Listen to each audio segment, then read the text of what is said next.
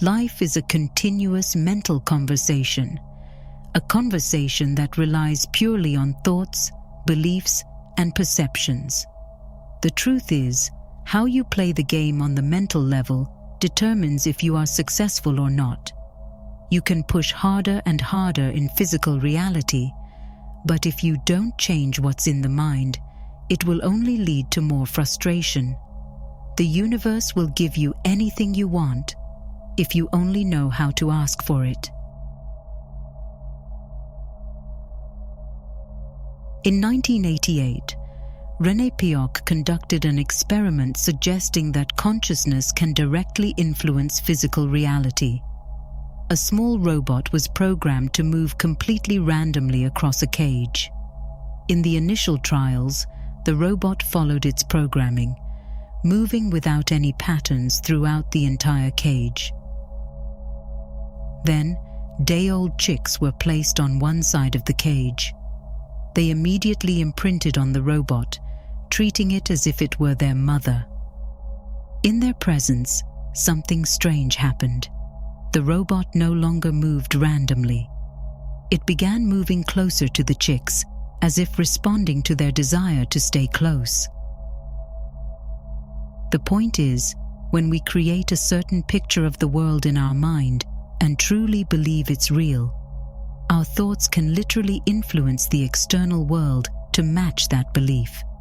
That's why everything that exists in our mind has a direct impact on physical reality. Every thought, every emotion, and, most importantly, every belief projects outward, creating feedback loops within our environment. If you continuously recreate your own failures in your mind, then the universe will respond with more of that frustration.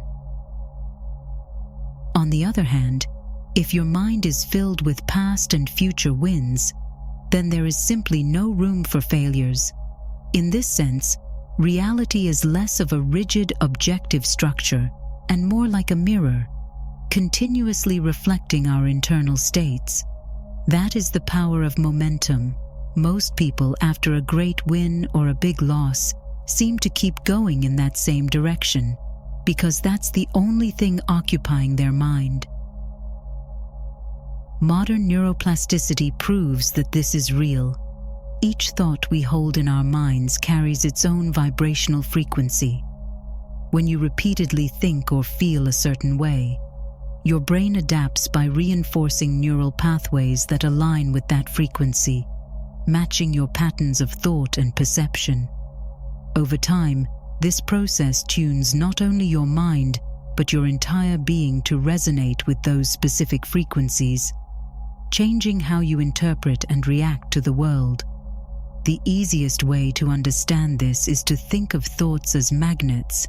Every time you focus on a thought, you attract it, and the more you dwell on it, the stronger the force of attraction becomes.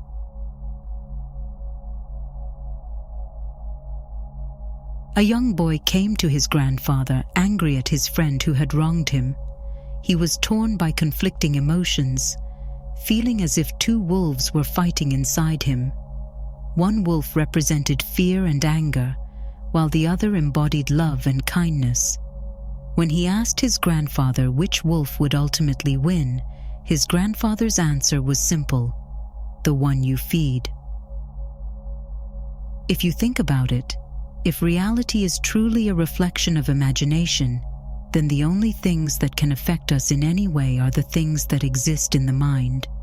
It's easy to believe we are ruled by external factors, but the truth is, they exist only as long as we give them space for it. When you choose to ignore something, it simply loses its influence on your vibrational frequency. The key to speaking to the universe effectively, then, is to allow only the things you want in your life to enter your mind, and to ignore all the rest. When you focus your attention solely on what you want to attract, you leave no room for anything else to take shape. The universe, in turn, has nothing else to mirror back but the reality you've chosen.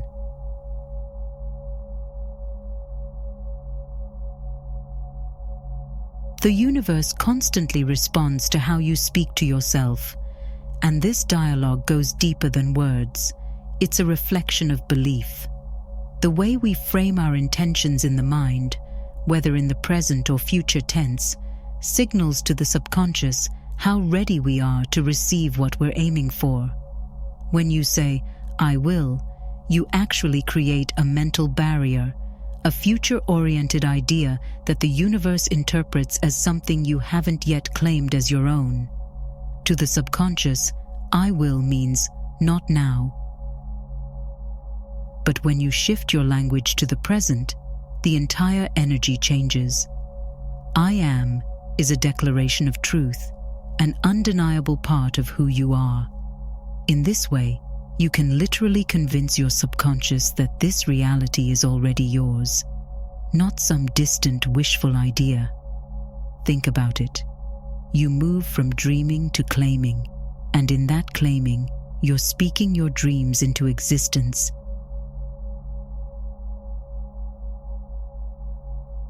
When you repeat something enough times, it stops being just an intention.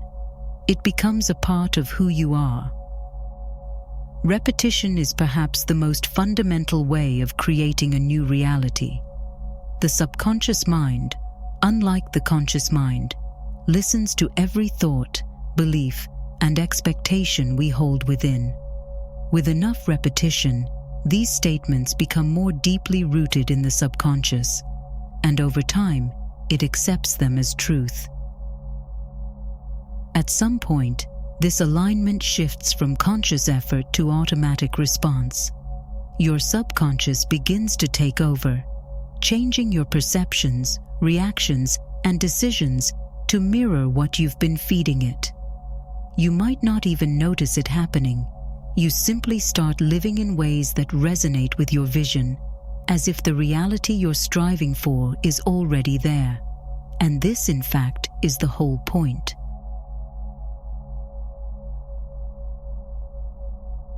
One time during a psychotherapy session, Carl Jung listened as his patient was telling him a dream in which she was given a golden scarab, a symbol of transformation in ancient mythology.